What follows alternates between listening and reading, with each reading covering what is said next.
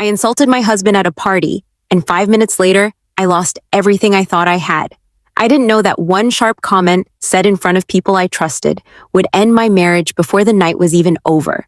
I want to tell you exactly how it happened, because even now, months later, I still can't believe how fast a life can unravel.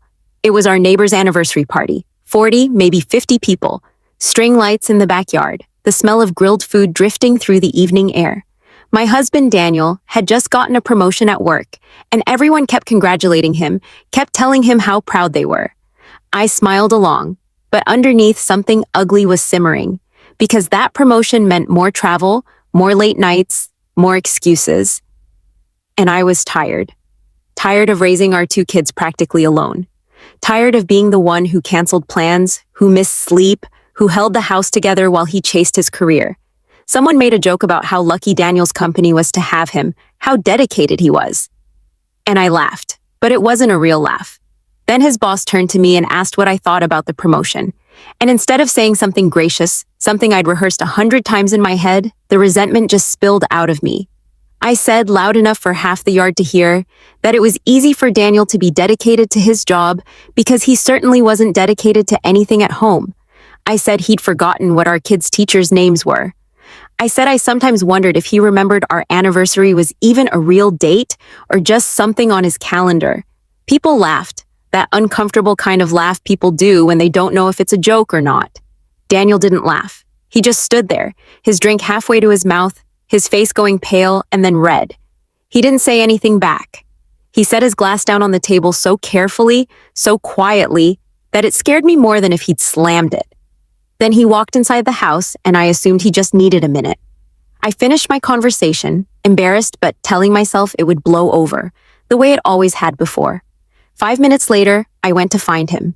He wasn't in the kitchen. He wasn't in the bathroom. I found him in the driveway, already in the car, keys in the ignition. I asked him what he was doing, and he looked at me with an expression I had never seen on his face before. Not anger, something colder. He said he was done being humiliated. He said he'd spent years hoping I'd tell him what I needed instead of tearing him down in public, and tonight was the last time he was going to let that happen. I thought he was overreacting. I told him to come back inside, that people were staring, that this was embarrassing. He said the word embarrassing was exactly the problem, that I cared more about how things looked than how they actually were. Then he drove off, and I stood in that driveway in my nice dress, in front of the neighbor's house, completely stunned. I want to tell you it was just a fight.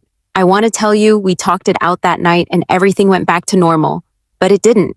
Daniel didn't come home. He stayed at his brother's place for 3 days, and when he finally called me, his voice was different. Distant in a way that terrified me more than shouting ever could have.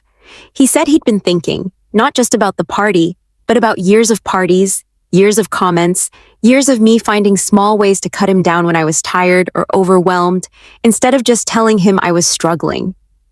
He said he loved me, but he didn't know how to keep loving someone who used him as a release valve for her own exhaustion. He asked me to really think about whether I respected him, or whether I'd just gotten used to resenting him quietly until it leaked out in front of other people. That conversation broke something open in me, because he was right.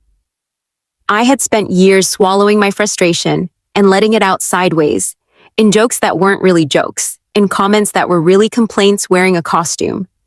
I had never once sat him down and said, "I am drowning, I need you here more." I had just let the resentment build until it exploded in the worst possible place, in front of his boss, in front of our friends.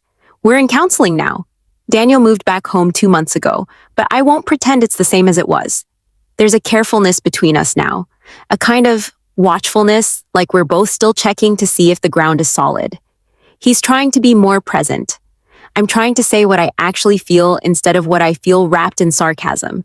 Losing everything, in my case, didn't mean losing my marriage completely. It meant losing the version of it where I thought I could keep taking my exhaustion out on him and never pay for it. It meant losing the illusion that our relationship could survive on autopilot while I quietly punished him for choices I never told him were hurting me. If you're holding on to resentment right now, waiting for the right audience to unleash it on the person you love, I'm telling you, don't wait for that moment. Say it in private, say it early, say it kindly if you can, because the 5 minutes it takes to lose someone's trust in public can take years to rebuild in private, if it can be rebuilt at all. Want me to follow up with the Dutch version, title options, SEO description, and thumbnail text?